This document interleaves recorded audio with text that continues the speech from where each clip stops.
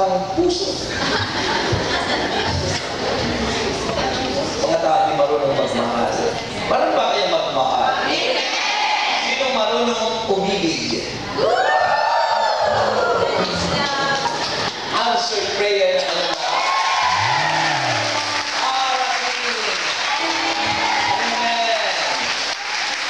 Masarap ang tiwala natin sa Diyos lagi.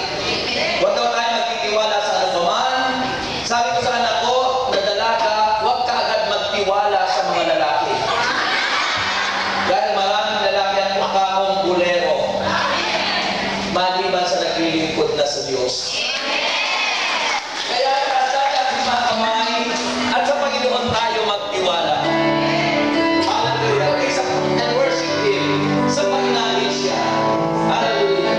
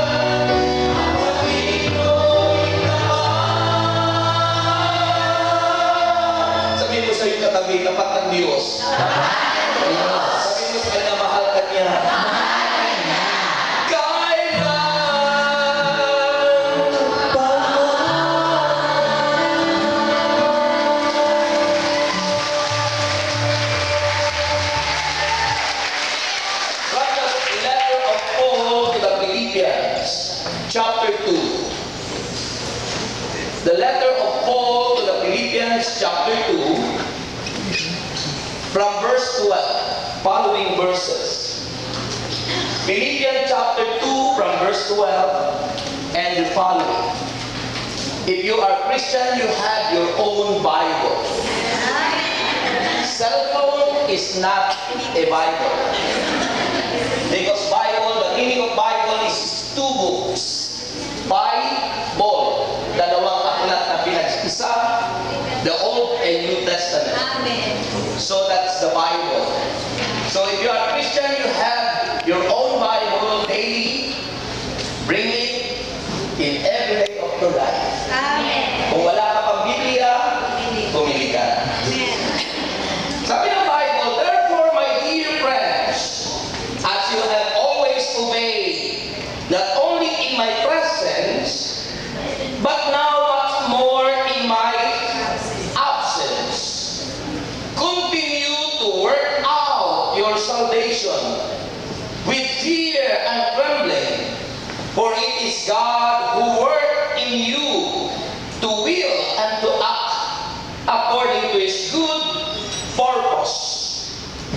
Do everything without complaining or arguing, so that you may become blameless and pure children of God, without fault in a crooked and depraved generation, in which you shine like stars in the universe, as you hold out the word of life, in order that I may boast on the day of Christ, that I did not run or labor for nothing.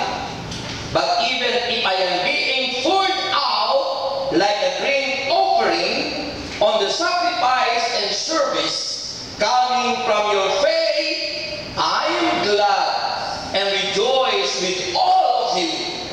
So, you too should be glad and rejoice with me. Sabi ko sa Tagalog, kaya nga mga minamahal, higit na kailangan maging masunurin kayo ngayon. Kaya, kaysa noong kasama ninyo ako, may takot at panginginig na magpatuloy kayo sa paggawa hanggang malubos ang inyong kaligtasan. Sapagkat ang Diyos ang nagbibigay sa inyo ng pagnanasa at kakayahang maisagawa ang kanyang kalooban. Gawin ninyo ang lahat ng bagay nang walang tutol at pagtatalo, upang kayo'y maging kulirang mga anak ng Diyos, malinis at walang kapintasan sa gitna ng mga taong liko at masasama.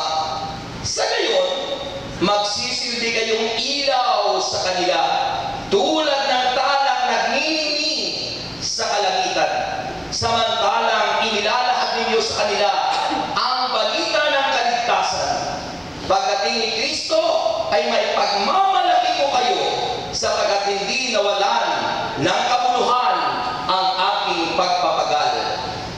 Ikinagagalak ko at inahatian ko kayo ng aking kagalakan, kung ang dugo ko man ay maging handog bilang kaganapan ng paglilingkod ng inyong pananampalataya sa Diyos. Kung magkagayon, dapat din kayong magalak at hatian ninyo ako ng inyong kagalakan. Mga kapatid, ang mga salita ng Diyos, purihin siya. Purihin siya ng malakas.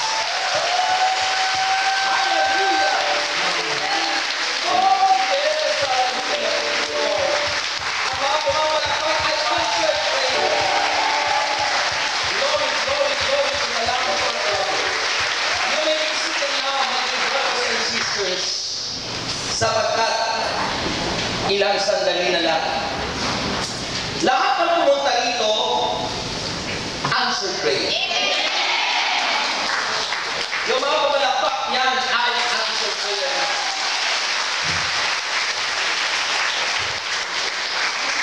Pinagpalang hapon po, kanina good morning, ngayon good afternoon.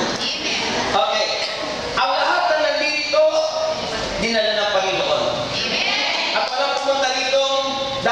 aksidente. Narito kayo dahil itinakda ng Diyos. At ang lahat ng itinakda ng Diyos ay magtatagumpay. Sino gusto magtagumpay? Huwag kayong a-absent. At higit sa lahat, mag-akay kayo. Huwag kayong lulungkot-lungkot. Huwag kayong mga problema. Ipagkatiwala niyo sa Kanya, sabi ng 1 Peter chapter 5, verse 7. Ipagkatiwala niyo sa Kanya ang lahat ng ating kabalisahan at ang Diyos ang kukupkup sa atin. Wala naman taong walang problema, di ba? Sino sa inyo ang walang problema? Yung taong walang problema, yun ang malaking problema. Diba? Kaya mga kapatid, napakalaga po nitong ating pag-uusapan, knowing the basis of our salvation. Kailangan pong alam natin, ano ba ang batayan mo na ikaw ay ligtas? Because remember, more than 2,000 years ago, it was already finished. Natapos na ng Panginoon. Sabi ng Panginoon, doon sa kanyang second last word, one of his word there is, it is finished. Tapos na. Alin ang natapos? Yung kanyang misyon. It is finished na. Yung kanyang misyon to save mankind. It was already done. Amen. Amen. Purihin natin ang Diyos. Ang malungkot, marami sa ating mga Katoliko pag tinanong na ligtas ka na ba? Hindi makasagot. They don't know the basis of their salvation. Amen. Kaya minsan, tayo ay nagiging para bagang walang kaalam-alam pag tayo nakakausap ng mga ibang mananampalataya.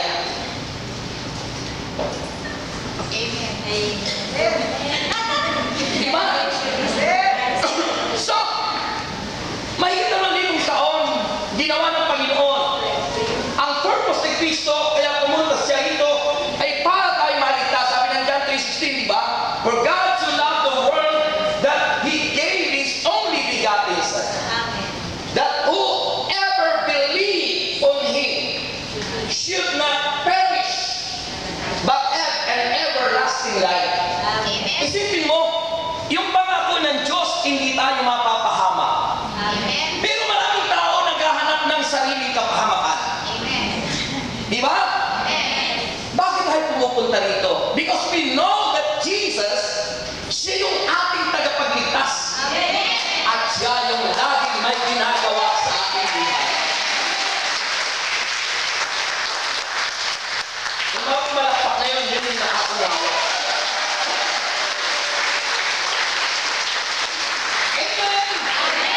So, sabi po ng ating binasa mga kapatid, tingnan niyo yung sinabi ng Bible. Sabi ni Saint Paul, dito po sa Philippians. At sabi ni Saint Paul dito, therefore, my dear friends, as you have always obeyed, kayo anyang lahat na mga marunong sumunod.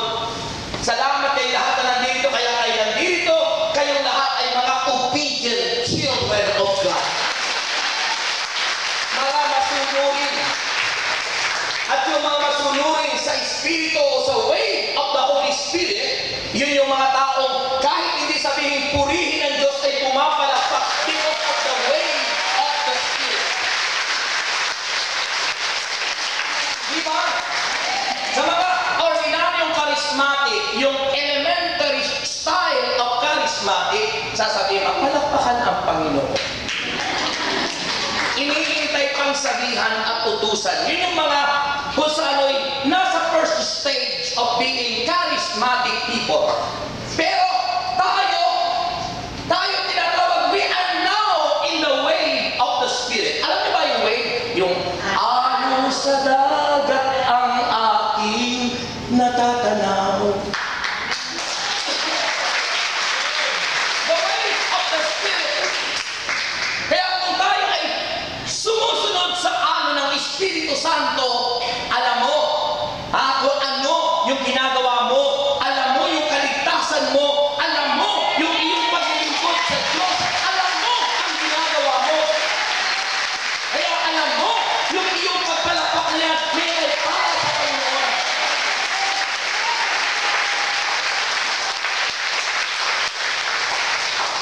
Ang gaganda po ng itsura nyo sa totoo lang.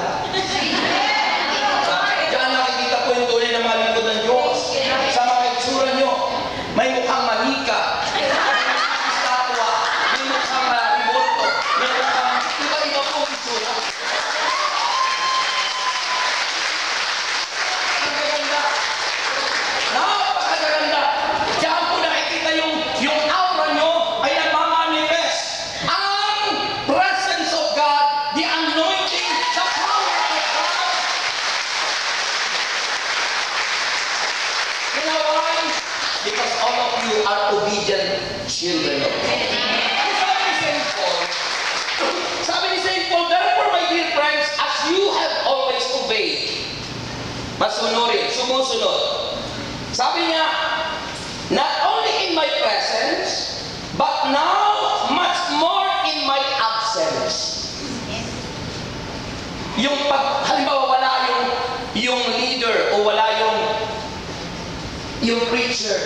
May mga tao pag wala ang servant leader, hindi dumadalo. Amen. Tulad ngayon, ang servant leader ay nasa Amerika. Kaya makikita mo yung attendee, kung ilan, ba? Kasi may mga taong instead na lumago, instead na mag-grow ang faith and their salvation, paurong, bonsai, nabobonsai. Famous sa Japan yun, yung bonsai. Yun yung mga puno na pinapaliit. Ginagawang dekorasyon. Yun yung mga dekorasyon ng Kristiyano. May mga Kristiyanong dekorasyon. Matagal na, 30 taon na sa ministeryo ng El Shaddai. Pero mukhang mga bonsai. Walang bunga, hindi lumalago, at tila walang kaligtasan ang kanilang buhay.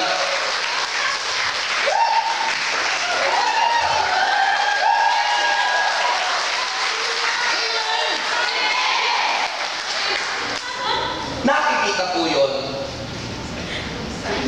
Amen. Kinatutuwaan ang mga bonsai. Pero hindi napapakinabangan dahil walang bunga. Ang pakinabang lang sa kanila, dekorasyon. Di ba? So brothers and sisters, hindi yun ang nais ng Panginoon na tayo maging bonsai. God wants us to have the fruit to grow. Not only in faith, but most especially is what Jesus did in our life, the salvation that we receive in Him. Amen? Ay kung niligtas ka na nga ng Panginoon, hindi ka naman lumalago. Sa kaligtasan yun. Bonsai. Diba? Bonsai. Kaya sabi naman ni Saint Paul, sabi niya, continue to work out your salvation with fear and trembling. Ano po ba ang ibig sabihin ng continue to work out? Halimbawa po tayo pumupunta sa gym. Kaya nag-work out yung mga lalaki, nagpapalaki ng muscle. Pinalalaki ang mga muscles, nag-work out. It means, hindi nakakahulugan na gagawin natin ang kaligtasan because it is already finished. It was already done by the Lord sapagkat siya lang ang gumawa ng kaligtasan natin.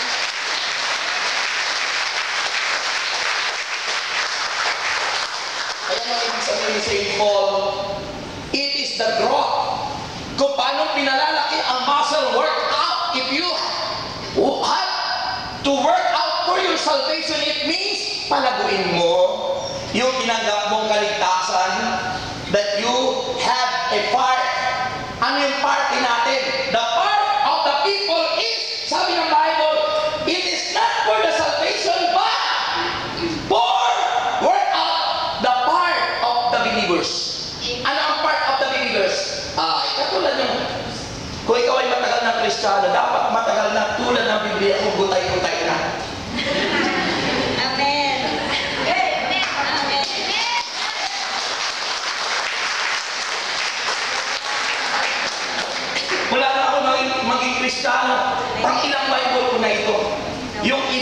nandun naka-display doon sa library ko. Kung ilang gutay-gutay na yung isa, minana na nung isa kong anak na preacher, na sabi niya, "Pa, ipag-pray mo naman ako na magkaroon ng magiging lifetime partner mula sa Hong Kong."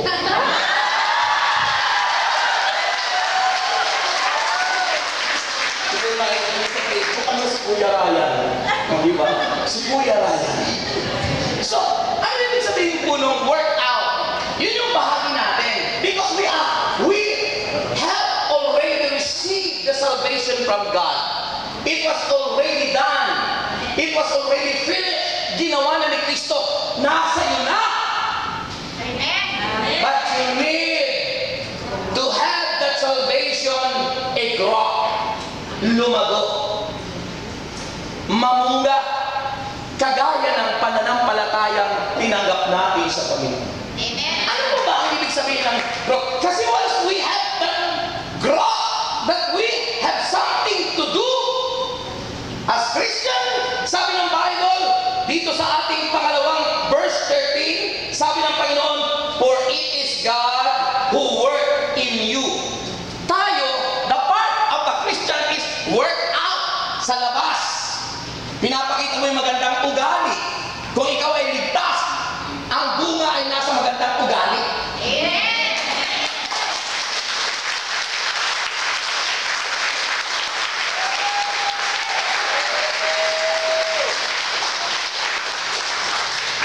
Yung iba, kunyari, ang hihingi ko ba lang ako?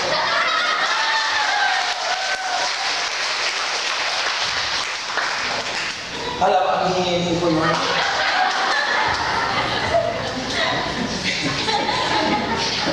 So, ang ibig sabihin ng workout, sa labas.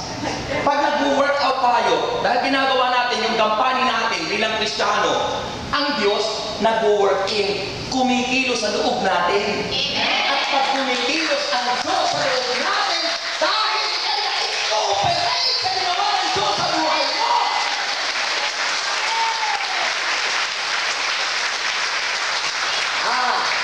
Nakikita sa iyo, sabi ng pagdating ng panahon, ikaw ay tulad niya ng talang nagniningning. Sabi roon sa verse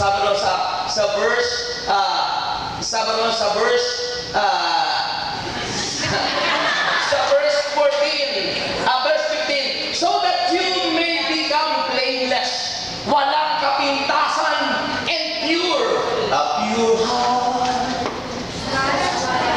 That's what I long for. Art that house after thee.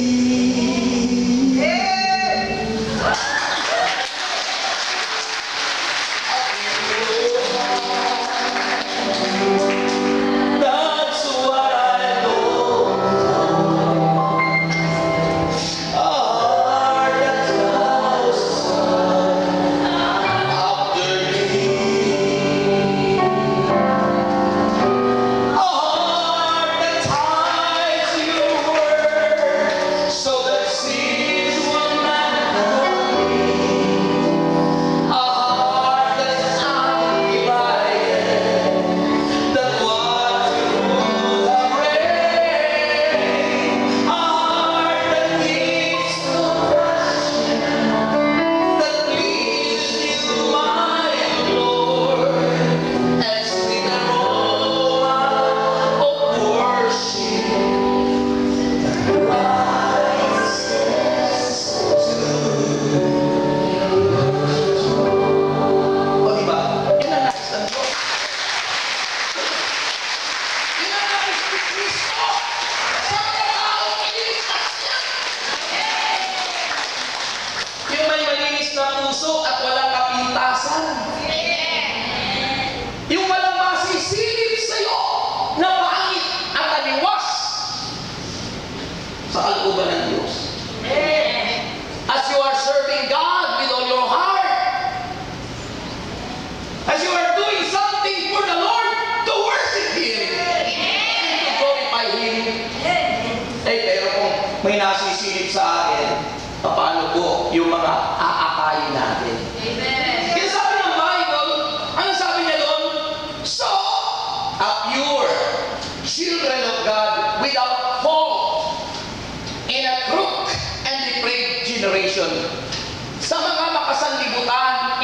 dapat tayong kakikitaan ng kapintasan. Because we are already saved. It is the mission of the Lord. He done it. Ginawa niya ngayon, mga kapatid. At ang sabi po ng banal na kasulatan dito ating reading, in which you shine like stars in the universe. At darating ang panahon na ika'y magniningning. Magniningning. At ikaw ang magiging liwanag sa mga tao na sinilang. Ayun, ang evidence of a true saint. Ang ebidensya ng tunay na niligtas ng Panginoon. Hindi po yung mga taong they claim that they are saved, pero may puot, may galit, may hinanakit, inuusik ang mga Katoliko, inuusik ang kapwa Kristiyano, naghahatid ng hatred and division. That's not the purpose of God. Amen. That is the work of the devil. Amen. Di ba ang Panginoon sa kanyang ministry, nung siya nandito sa lupa, lumapit ang mga alagad. Sabi ng Panginoon, sabi sa Panginoon, Panginoon, may nakita po kami doon, nagpapalayas ng mga demonyo sa iyong pangalan. Patitigilin po ba namin? Sabi ng Panginoon, hindi. Kung hindi sila laban sa akin, sila ay panig sa akin. Amen.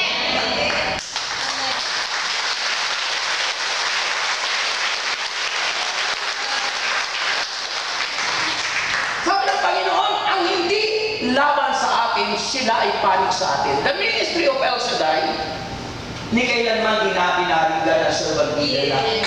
Siniraan si ganito, si ganyan. At pinakabibiling-bili ng servant leader na wag kayong manginira, ni wag kayong magsasalita ng pangit sa inyong kapwa Kristo. Lalo ng mga kapatid natin na nasa labas. Dahil Romans chapter 8 verse 28, sabi ng Biblia, in all things God works for the good. For those who love Him. Lahat ng pangyayari sa buhay natin, may magandang layunin ng Diyos. May magandang purpose ang Panginoon. May magandang layunin si Jesus sa buhay ng lahat ng nananalig kay Kristo. Masama man o mabuti. Ano ang sabi ng Bible? Masama man o mabuti, tanging Diyos lamang ang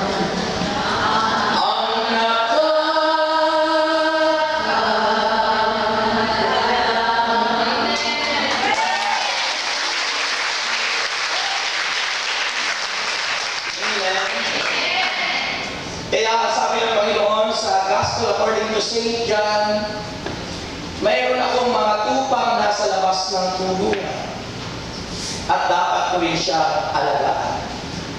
God is a concerned God to every people. Kung mayroon siyang tupa sa labas ng kulungan, ang tinutukoy ng kulungan ay the church which He built. Yung simbahan kanyang itinayo. Sabi ng Mark chapter 16, that upon Peter I will build my church. And he built it upon Peter.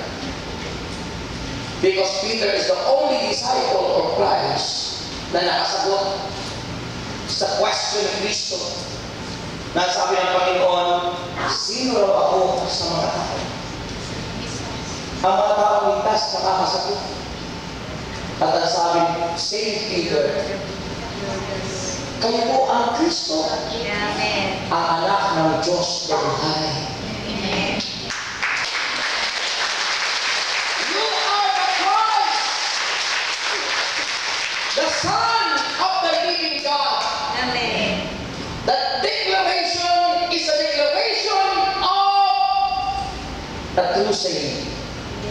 Ang taong ligtas, na idideklara kung sino si Jesus.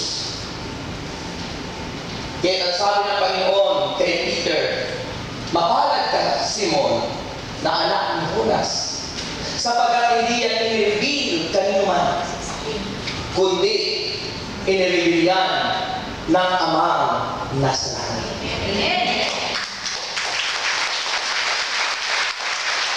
Ang mga iniligtas ng Panginoon, pinakausap ng Diyos. Through prayer, through the Bible, through meditations, through circumstances, and through meditation. Meditation, mga tao, kagaya namin ginagamit ng Diyos at kagaya ng ibang mga tao ginagamit ng Diyos. If you listen to them, God speaks to you. Ang Diyos ay nangungusap sa atin.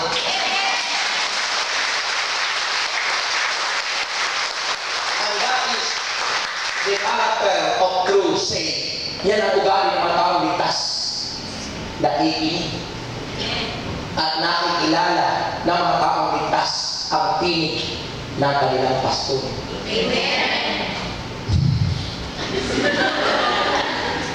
Amen. Nakikilala niyo ba ang tinig ng inyong pastor? O ibang pastor ang pinakikinggan mo? Kaya nakukonfuse. Nakukonfuse kasi iba't iba ang pinakikinggan. Sabi ni Brother J.R. kanina, mapapakinggan niyo ang mga talks ng inyong pastor. Ngayon ako ang inyong pastor ngayon, si Brother Rex. Dahil ako ang i-assign ng servant leader. Mapapakinggan niyo lahat ng talk ko mula na ako dumating dito. Doon sa, pag binuksan niyo ang YouTube, you type Hong Kong Mission Explosion. Lalabas lahat dito.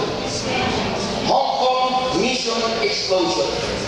Kung gusto niyo naman pakinggan yung ako'y nasa Dubai Mission Explosion. Kung yun sa Kuwait Mission Explosion. Kung Amerika, lalabas si Brother Lexon.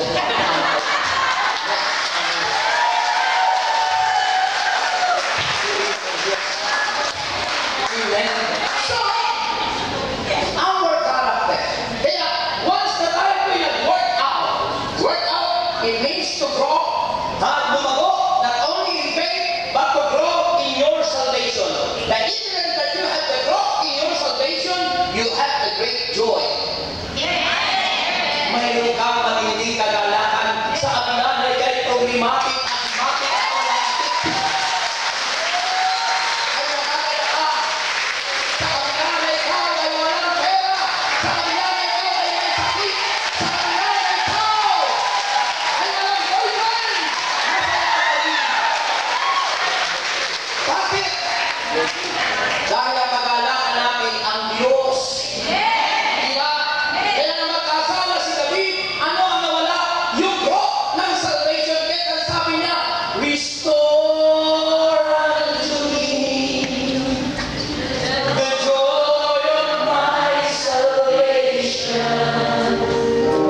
and renew right spirit within me. Kapag tayo nagkakasala, hindi mo mararanasan yung tumpak na espiritu sapagkat masamang espiritu yung laman ng puso mo. Gamit po pinanakita po hindi na tao. Hindi sa Diyos lang. Alisin mo lahat yan. Gawin mo at ito ang gawin mo sa yanan mo, sa nanay mo, sa tatay mo, higit sa lahat sa asawa mo. The evidence that you are truly saved and matured in your salvation. Ano sabi? Kalimutan niyo na ang nakaraan. Ngayon'y nakalaan ang buhay mo sa ating Panginoon. Mga dati mong gawin na parati ng mali at hindi ka siya sa may kapal. Kung noon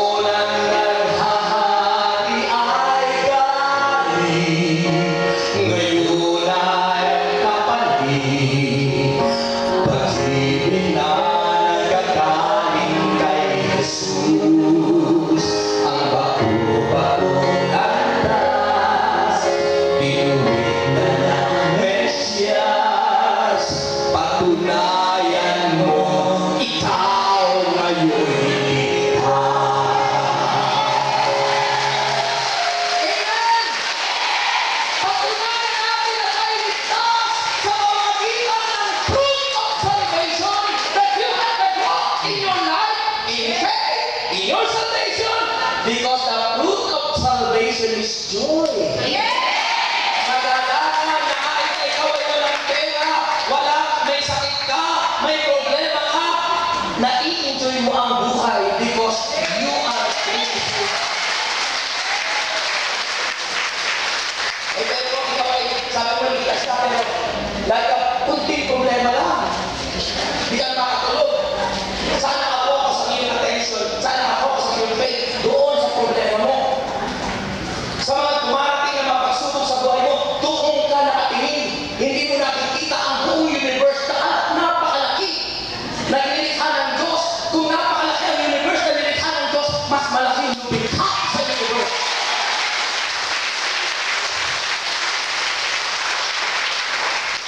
Kaya makakata tayo dito kung palakpakan nyo.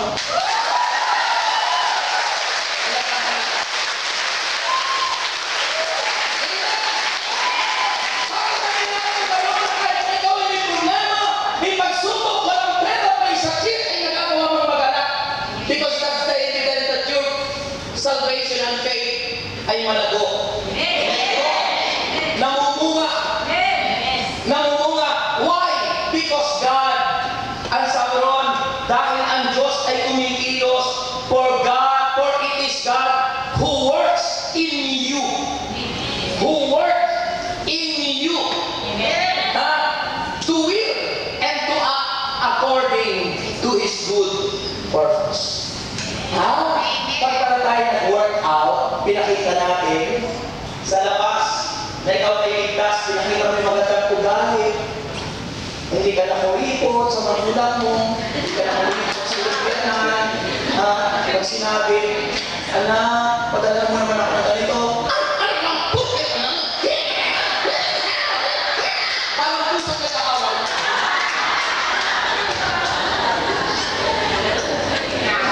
Hindi ako kasalita yung natin. Kung ikaw ay ligtas, ay hindi. Nay? O sige po, Nay. Hintayin ko lang po sapagkat hintay ko lang po yung mabait kong amo. Wala na yung mga lalaking na tukso ay nagpapakaunsiling sa amin. At ano ang sabi? Nagawa na naman namin pagdireksyon kasi yung asawa namin hindi na kami makatulog sa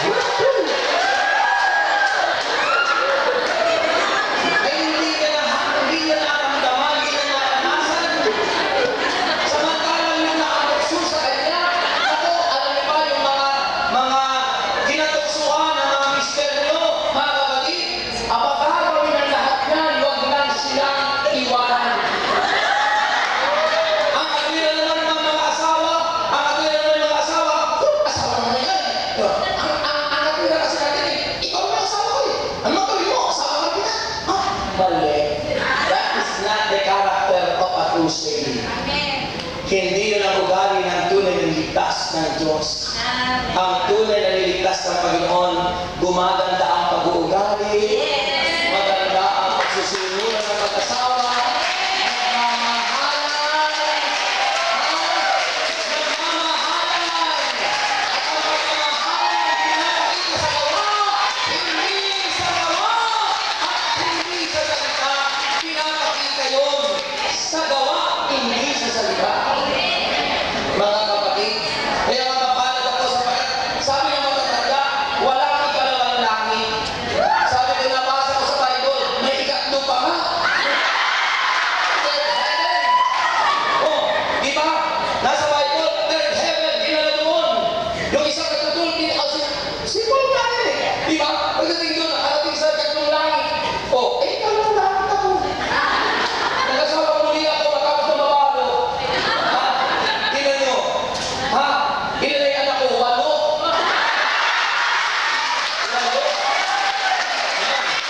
Yun ang ebidensya ng kaligtasan. Ang kaligtasan, maraming bunga. Malaki ang bunga. Yung ating anak. Kaya nga po, masaya ang buhay namin. Ha? Pag nakita nyo doon sa aking channel, pag tinay nyo yung Happy and Prosperous Family, mapapanood nyo doon yung aking ginawang film. Victory. Totoo po yan. Kasi yun ang ebidensya ng kaligtasan. Maging modelo tayo sa mga tayo ang magniningning at magliliwanag sa mga taong wala pa sa Panginoon. Tayo ang magiging liwanag sa landas ng buhay ng mga taong nadiligtas sapagkat si Kristo na nagligtas kay atin ay nasa puso natin at nagbibigay ng liwanag sa iyo at nagiging dahilan para magkaroon ka ng mga akay na nililigtas ng Diyos. Amen! And once you do it, and God will move unto you. He worked within you. Sabi ng Bible, ha? Doon sa ating binasa, for it is God who works in you to will and to act according to His good purpose. Amen. So, kung tayo ay mayroong part, bahagi, para gawin, pag ginawa natin yun, ang Diyos, nagiging feel at home sa puso. Amen. At pag ang Diyos ay laging feel at home sa iyo, siksik, liglig ang biyaya, laging kakarating. Amen! So, the basis of your salvation, first and foremost, siyempre po is your faith. Faith that is alive. Amen. Pananampalatayang buhay. Hindi lang basta pananampalataya ka, ligtas ka na. That's wrong. Faith without action is dead. Sabi po ng James chapter 2, verse 26. Bakay ang pananampalataya walang kalakot na gawa. Kaya dapat gumawa ka. Ano ang gagawin mo? Ipakita mong mahal mo yung asawa mo. Gawin mo ang nararapat. Makipagkasundo ka. At huwag mong pabayaan na ang asawa mo ay matangay na kung sino-sino sa pagkakaibigan sa iyo na nagsarili mo. Amen. Sabi nga, Corinthians 7. Sabi sa 1 Corinthians chapter 7. Sa chapter 7 ng 1 Corinthians, yan po ang duty. At mga dapat mangyari pa ito ay mag-aasawa, nag-asawa, at di mag-aasawa. Buong chapter 7 ng 1 Corinthians. Ano ang duty doon kapag nag-asawa? Ang sabi doon, kung kayo niligtas na, ang inyong mga babaeng katawan ay hindi na sa inyo. Yan ay pag-aari ng asawa mo. Kaya sabi doon, huwag mong ipagkakait yan. Huwag mong ipagkakait yan sa asawa mo. Basahin mo ito, ano yan? Ha? At ikaw naman, ano yan, lalaki?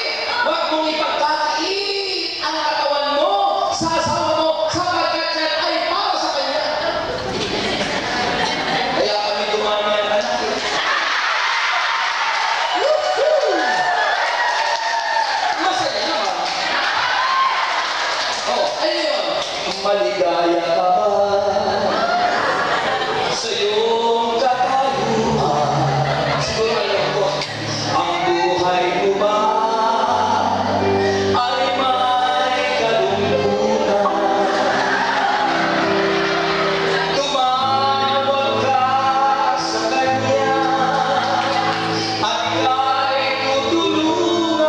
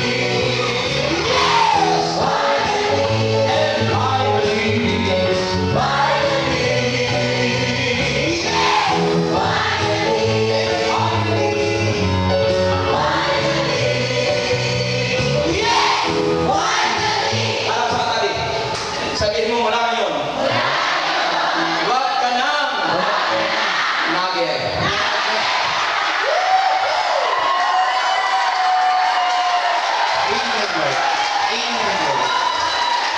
Amen? Alam niyo, kung kayo ay mayroong mga boyfriend, ha? Huwag di kayo maging nakir sa boyfriend. Baka hindi kayo tuluyan. Amen? At kung kayo naman may mga boyfriend, huwag niyong tatakutin yung boyfriend yung magpapakamatay kayo. Pag sinabi, magpapakamatay ako, pag ako iniwan mo, pinipikot mo yung lalaki. Sa kanan yun. Amen? Masarap mo yung tunay na pag-ibig. Yung talagang binigay para ang pag-ibig ng Diyos sa atin. Para iligtas tayo at ang kaligtasan tinanggap natin para lumago.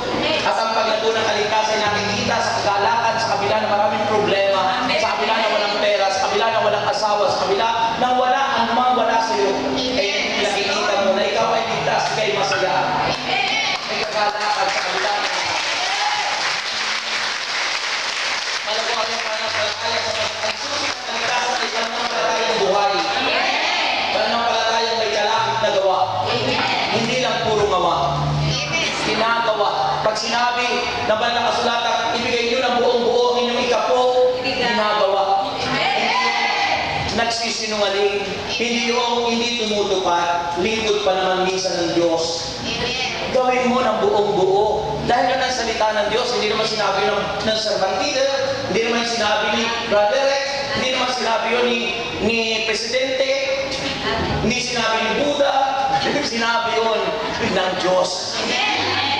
Amen? Kaya pag sinabi yun, sino ba ang pagpapalain kapag binigyan niyo ng buong buo? Sabi ng Malakay 3 verse 10, dahil yun ang ebidensya na mga tunay na niligtas, sabi ron, because you obey. Dahil ikaw ay naging masunurin.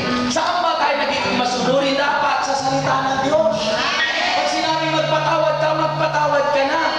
Sapagkat sinabi ng Panginoon, pag hindi ka magpapatawad, hindi din tayo patatawarin ng Diyos. Sabi ng Mateo 6:14. Diba? Matthew chapter 6 verse 14. Pag hindi tayo nagpatawad, hindi tayo patatawarin ng Diyos. Kaya dapat tayo maging obedient. The fruit of a true saint. You are obedient, you are submissive. First and foremost to God in His Word. Sa Kanyang salita. Kaya pag sinunod mo ang Kanyang salita, halimbawa sa tithes, ikapo, sabi ng Panginoon, kung hindi ko buksan ang tulungawan ng langit at ibuhos sa inyo ang masaganang pagpapala. Ibubuhos ang masaganang pagpapala. Sabi doon sa Malakay 3, hindi ko na kayo padadalhan ng anumang salot sa inyong ubasan. Ang ibig sabihin nun, mga sakit at karamdaman. Kaya, hindi kalooban ng Diyos na tayo magkasakit. Ang kalooban ng Diyos ay tayo maging healthy, good health. At kung minsan naman yung tapat na mga lingkod ng Diyos ay nagkakasakit because it is a test. Yun ay testing para mapatunayan ang buong katapatan natin sa Diyos.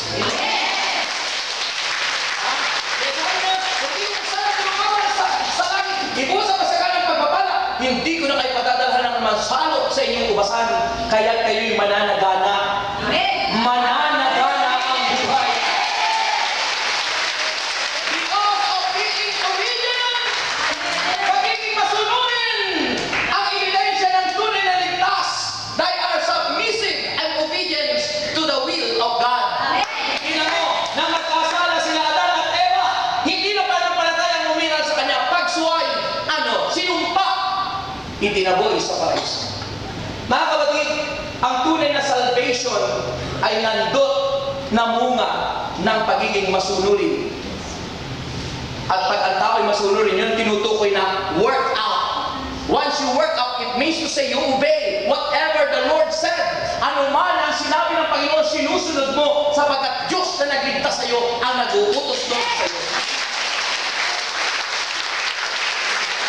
Sabi ng Panginoon, subukin niyong gawin yun.